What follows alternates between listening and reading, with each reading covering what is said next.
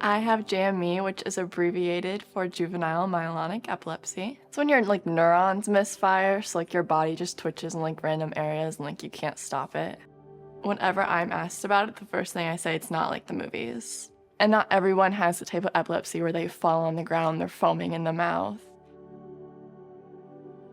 I've had it for 3 years now, so before it was horrifying. I didn't know what was going on. I had no control over it because I was fully aware the whole time. I just couldn't do anything. I couldn't move. I was very lonesome, like I didn't know what to do, and I didn't know what I had. I thought I had like Tourette's. I thought I was having a stroke. Like I went through so many different things. I Googled for hours and hours, and it's never fun when you Google for hours. I was just so afraid because like I would tell people about it and they'd be like, you're just being dramatic, or like you're just drinking too much coffee or like soda or something like that. But I knew deep down it wasn't, like it had to have been an actual problem because there was no way what I was doing was normal. And so usually it'll start with the left side of my body, which is kind of weird. So like my hand will start twitching or like my fingers will, and then it goes straight down to my legs.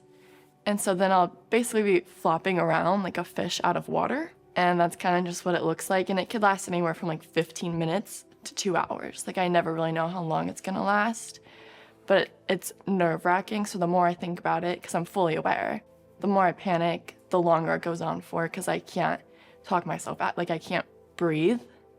Like I'll stop breathing for a little bit because I panic so much while I'm seizing.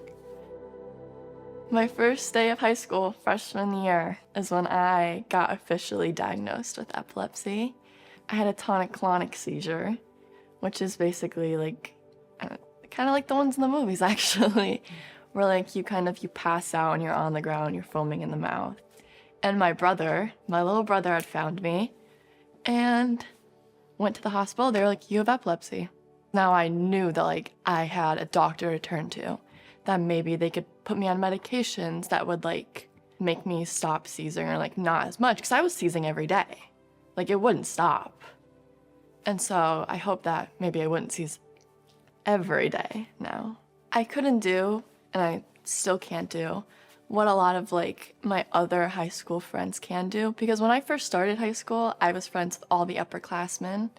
So he'd be like, oh, come to this party, like come out with us. And like if it was late at night, I didn't want to go out because I knew I'd have to wake up the next morning. If I didn't get a certain amount of hours of sleep, then from when I was not diagnosed, I knew I would have a seizure.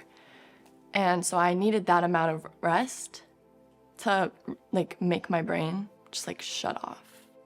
But like I could tell like who were my real friends and then who were like my fake friends once I had said that I was epileptic, because there are some people who made fun of me straight to my face, behind my back.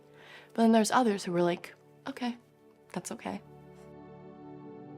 I woke up one morning and I was like, I could lock myself in my room and panic about this disorder that I'm probably gonna have for the rest of my life. And I could live every day in fear.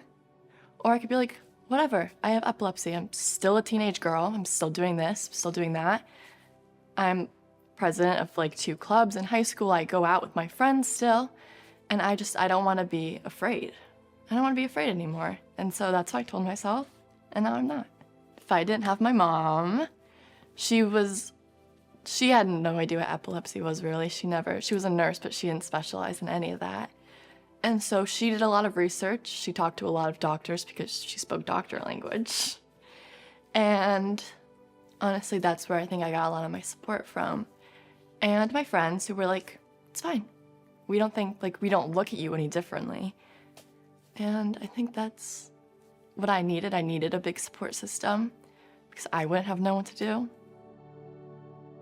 Just like speak your truth. If you're having these symptoms, bring it straight to a parent. And if you can't, bring it to a guidance counselor. Bring it to your school nurse. Like, bring it to anyone. If you have like family, friends, or just friends and you're close with like their parents, I would just say talk to anyone.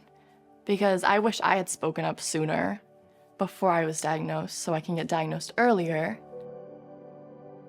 It was definitely like very eye-opening. Because like it's a scary thing to go through, having a seizure.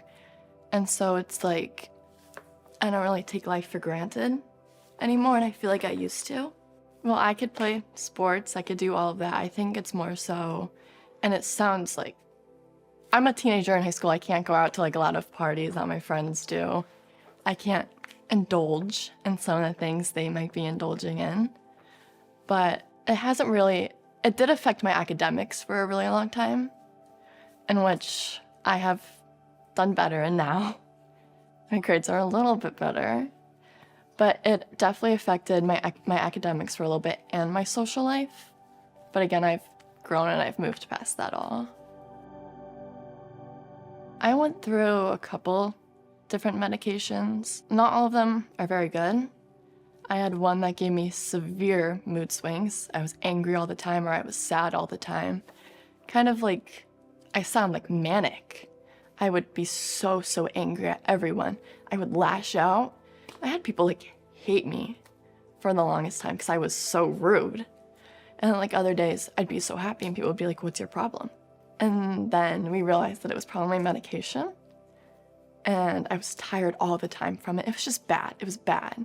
So I moved on to new medication, which I'm now doing pretty good on. And it all really depends on what works for you. I think side effects deal with everyone differently. I could have one that makes me really happy and then one that will make another person really sad. So I think you have to go through a lot to find ones that work for you. It was exhausting because the first one didn't work and I was like, if this isn't gonna work, are any of them gonna work? And then the second ones I did, they worked, but they were horrible for me and my mental health. And so then I was kind of like, what now? Am I supposed to stick with these pills that like are killing my mental health? And then I moved on to the ones I'm on now, and I'm pretty happy with where I am. Just don't give up. Keep trying because there is gonna be something out there for you. It just takes a while.